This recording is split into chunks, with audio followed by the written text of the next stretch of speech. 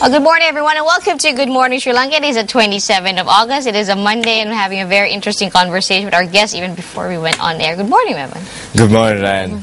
Yes, it's been an awesome 4 days for you, if I'm not mistaken, and you enjoy the Colombo Music Festival. Most definitely. Folks, I hope you headed down there at least one day, because I was out on all 4 days. And it was just, I enjoyed every single day of it, because as we mentioned on our show earlier on, we had so many genres being showcased at the Colombo Music Festival. And the closing ceremony was the wrapping up session last night, and it was a very enjoyable time, and it was a new step, a step forward in terms of the music industry in Sri Lanka, and let's hope it goes from strength to strength. Yes, and we really hope, well, we had the opportunity to talk to Mr. Aaron on Monday, that it will continue every year. I did get to check out the drumming workshop with Cedric Friday afternoon. I didn't get to go yesterday because we had the SFM's official kickoff for the T20 World Cup campaign. Of course, we had the Kids Art Drive, and Kumar Sangakkara joined us, and he did say that the healing of the finger is going on well, and probably in the next week or so he'll be back in training. And so hopefully we will see him at the T20 World Cup as well.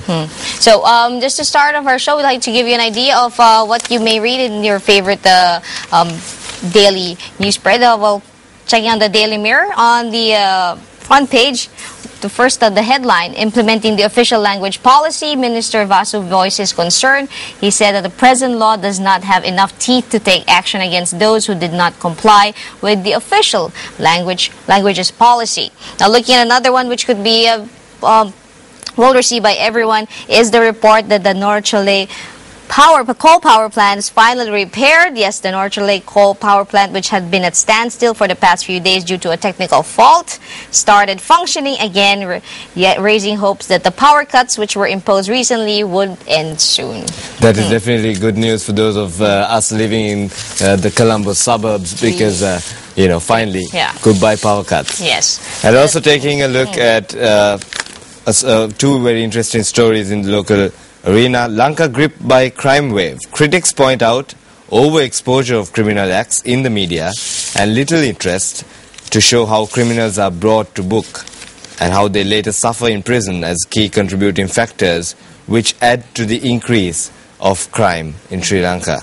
And also, a couple of weeks back, we had on the show the story about the Kapilavastu relics, and devotees thronged to venerate Kapilavastu relics. After the Parinibbana of the Buddha, the remains of the Buddha were divided into 8 and handed over to separate groups for preservation.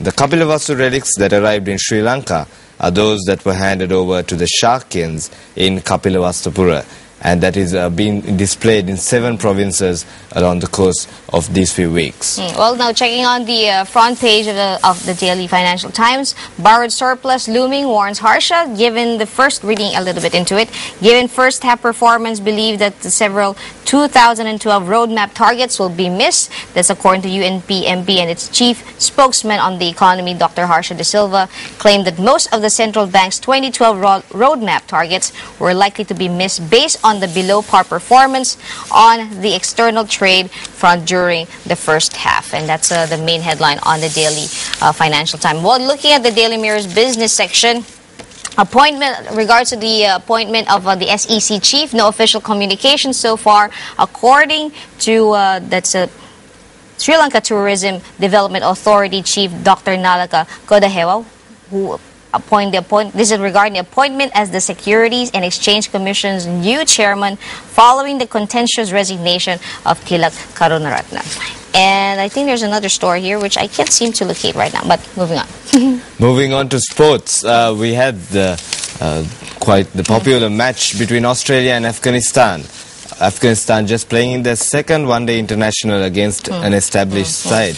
Australia win, but Afghanistan impress. Australia won the match, but Afghanistan won plenty of admirers before going down by 66 runs in their one-day international in Sharjah. Playing only their second ODI against an established side, Afghanistan restricted Michael Clarke's team to 272 for 8 before responding with 206 all out from 43.5 overs. That's quite a big feat for a team who's coming in new into the cricketing arena, because they're playing with world champions, the Australians, who were world champions thrice in a row. So that's for sports. And then one more story in terms of rugby. New Zealand beat Australia to retain Bledisloe Club. Daniel Carter ensured New Zealand converted their territorial domination into points as the All Blacks beat Australia 22-0 in their rugby championship clash at Eden Park on Saturday. Okay, and just open the paper a little bit, because a lot of people are very much concerned about the oil spill. Okay, the government says oil spill contained, according to the report, an oil slick from a sunken cargo vessel has been contained. It's no longer a threat to beach resorts popular with foreign tourists. This, according to Sri Lankan authorities, declared on Sunday. Though the rusting ship went down in bad weather Thursday night outside Colombo Harbor and had threatened a 50-kilometer, 30-mile stretch of the coastline, including resorts in Mount Lavinia and Negombo. So that is good news, and because a lot of people were quite worried about the environmental effect of that, and also in the tourism industry. Yeah. True enough. Just to look at some of the stories that we've lined up for you today. We're talking to the chairman of the Sri Lanka Golf Union in just a bit, and also taking a look at how two well-known public figures who share the same last name made headlines last week. Very interesting, very interesting. A lot of people actually disappointed with what is going on with the life of the first of these two gentlemen. And the other one is all about tributes, because let's face it, July 20, 1969 was a day that everyone, I think, during that time will remember. It was also the first, if I'm mistaken, broadcast of a different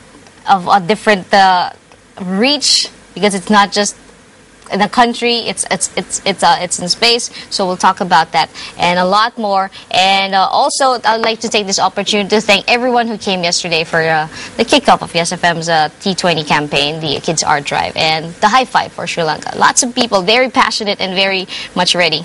Oh. Yeah. We'll take a very short break. When we come back, we will be talking to our guests. Some more Good Morning Sri Lanka after this. Welcome back to Good Morning Sri Lanka. And yes, just at the start of the show, we mentioned that we were having a very interesting conversation. Now you will be part of that conversation. Yes, in the studio we're very privileged to have Mr. Ana Punchiheva, the president of the Sri Lanka Golf Union. Good morning, sir. Morning. Morning. And so you are currently the president of the Sri Lanka Golf Union, but before that a lot of people knew you to be a spearheading force behind Sri Lanka cricket. So as the former president of Sri Lanka cricket as well, would you mind telling us, especially during the World Cup, you were the one who was handling the entire process. And would you mind relating to us the story of the World Cup, how Sri Lanka cricket came down from rags to riches? Yeah, I became president in '95, in early part of '95, and then at that time I think we were ranked one before the last, 8th position, and it was a tough job. And there was no money in the bank account, about 300,000. So I first went around, started with a vision for year 2000 that we'll be the best in the world in cricket, best cricketing nation in the world, and then made a 5-year plan how to get there. And then, of course, got down a coach from Australia, and a physio, and the rest was history. Well, sir, they always mention that golfers are very good with physics and with science, because golf is always about the wind, the strokes, the power. Was it because in her you are a golfer and part of the cricket family by accident? Do you think that approach, being a golfer since you were very small, took you to this path when you were creating the team, that a lot of people didn't know was very much thought of, documented, scientific, that you came up with the foreign coach, the physio, when other people would have taken a different route, like probably going from one player to another, testing them one after the other? Was this because of because they always say that golfers are really scientific, and there's always a process. It has to be like...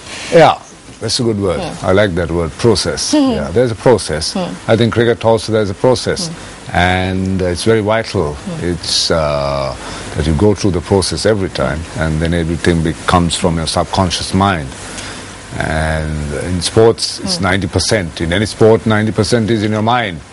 So the subconscious mind works better, and you know what they call that little man inside keeps talking. Be careful, you're going to get out on this ball, or you're going to in golf, you're going to hit it in the water. You know, keeps that quiet. But yeah, yes, golf would have helped me because I played for Sri Lanka and I started when I was very young in the process. But I always believe my philosophy in life is you don't have to be a rocket scientist. You have to just do the basics and use common sense. That works funny enough most of the time. So would you also like to relate to us the story of how golf, as you mentioned before the show as well, we had around 20 courses during the time of the British rule, but now today there's been a transition and we have only 4. And the story of how you started off as a young boy and then moved on and fell in love with this game that for some of us at least would seem a tad bit boring. Yeah, well, they say golfers is an old man's game. It's expensive and it's a long walk, punctuated by disappointments. But yeah, I started golf when I was about 8 years old. I started playing at the golf course, which was called Havelocks, which is where BMICH is now. And then at that time, the British time, there were about 20 golf courses, and we have very rich heritage in golf. And because one of our golf courses, Royal Colombo, which is in Colombo, is over 132 years old. It was started in 1879. And then you get Norelia. I'll just show some photographs in a minute, paintings. And then others fell by the way.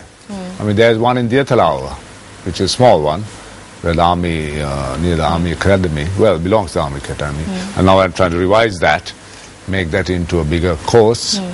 And there's now a new one coming up in Trincomalee, China Bay, so I'm happy the forces are getting into golf because they are the ones who have most amount of land in Sri Lanka. As you know, you need about 200 acres for a golf course, which is difficult to find at the moment. My question, sir, for people now watching, there are 4 golf courses in the country. Growing up, you were lucky to have a little more than the four golf courses. Now they're probably saying, how can that be so challenging when it's practically you'll be probably playing at the same field every day or every week? But how different is one game, one round of golf on a Saturday, and that next round of golf that will probably come some Wednesday if you're like, because some people find it like really monotonous. You play in the same field, you play in the same course.